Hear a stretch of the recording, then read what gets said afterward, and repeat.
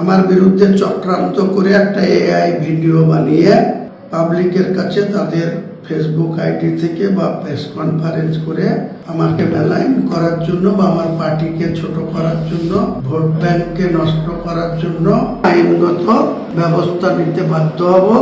একটা আমার ভিডিও তৃণমূল কংগ্রেস আমাকে রাজনৈতিকভাবে মোকাবেলা করতে না পেরে আমার বিরুদ্ধে চক্রান্ত করে একটা এআই ভিডিও বানিয়ে সেটা পাবলিকের কাছে তাদের ফেসবুক আইডি থেকে বা প্রেস কনফারেন্স করে আমাকে মেলাইন করার জন্য বা আমার পার্টিকে ছোট করার জন্য বা আমার পার্টির ভোট ব্যাংককে নষ্ট করার জন্য তৃণমূল কংগ্রেসের সুপ্রিমো মমতা ব্যানার্জি, তাদের দলের সাধারণ সম্পাদক অভিষেক ব্যানার্জি, ববি হাকিম, কুণাল ঘোষরা, এর আগে আপনারা দেখেছেন যে ববি হাকিমকে স্টিং কাউন্টে টাকা নিতে দেখা গিয়েছিল, সুদীপ বন্দ্যোপাধ্যায়দের টাকা নিতে দেখা গিয়েছিল, সৌগত রায়দের টাকা নিতে দেখা গিয়েছিল।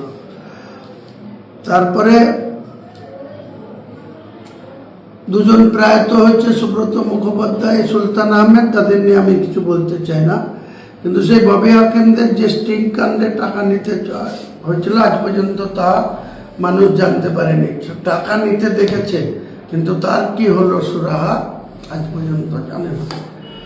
আমাকে 4ঠা ডিসেম্বর বাবরি মসজিদ করার জন্য তৃণমূল দল ববি হাকিমের মুখ দিয়ে কলকাতায় মুর্শিদাবাদের দুজন এমএলএকে যথাক্রমে নিয়ামত শেখ এবং আকরুজ্জামানকে পাশে বসিয়ে ববি হাকিম বলেছিল যে রেজিনগরে বাড়ি আর বেলডাঙ্গাতে বাবরি মসজিদ কেন করবে, এতে দাঙ্গা হবে, এটা মুসলমানদের ভালো হবে না, মুসলমানরা বিপদে পড়বে।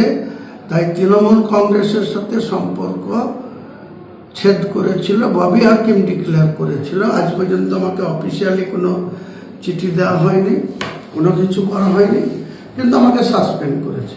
পরবর্তীকালে গোটা বাংলার মানুষ জানে আমি 2.5 লক্ষ মানুষের জমায়েত করে বেলডাঙ্গার খাগড়ুপাড়া মোড়ে একটা 50 বিঘা জমির উপরে 2.5 লক্ষ মানুষকে জমায়েত করে আমি একটা জনতা উন্নয়ন পার্টির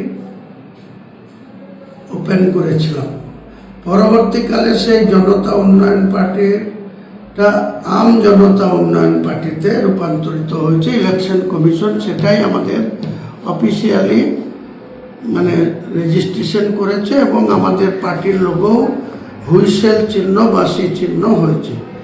এখন যেহেতু গোটা বাংলার মানুষ আম জনতা উন্নয়ন পার্টির পাশে দাঁড়িয়েছে, যৌথভাবে আসাদুল্লাহ ওয়াইসি সাহেবের, আসাউদ্দিন ওয়াইসি সাহেবের এআইএম পার্টিকেও সঙ্গে রেখে আমরা যে নির্বাচনে অংশগ্রহণ করছি সেটাকে ভয় পেয়ে আমার বিরুদ্ধে এআই ভিডিও বানিয়ে 19শে ডিসেম্বর 2025-এর ডেট দিয়ে আজকের দিনে ছাড়া হচ্ছে। আমার মমতা ব্যানার্জির কাছে, অভিষেক ব্যানার্জির কাছে, কুণাল ঘোষের কাছে, ববি হাকিমের কাছে প্রশ্ন, 19শে ডিসেম্বর তো মুখ্যমন্ত্রী ছিলেন, চিফ সেক্রেটারি ছিলেন, হোম সেক্রেটারি ছিলেন, রাজ্যের প্রশাসন ছিল, তৃণমূল কংগ্রেসের এসব নেতারাও ছিল। তাহলে 19শে ডিসেম্বরের যদি এই ধরনের ভিডিও তাদের কাছে থেকে থাকে, আমি কার সঙ্গে কথা বলেছি, কার সঙ্গে চুক্তি করেছি, তাহলে অপর দিকে কে? ভারতবর্ষের প্রধানমন্ত্রী, না স্বরাষ্ট্রমন্ত্রী, না বিজেপির সর্বভারতীয় সভাপতি, না রাজ্যের সভাপতি শ্রমিক ভট্টাচার্য, না leader of the opposition Suvendu Adhikari? সেটা দেখানো হোক যে আমার সঙ্গে তাদের কথা হয়েছে। এটা যদি দেখাতে পারে তাহলে গোটা রাজ্যের মানুষের কাছে আমি করজোড়ে ক্ষমা চেয়ে নিয়ে রাজনীতি থেকে বসে যাব।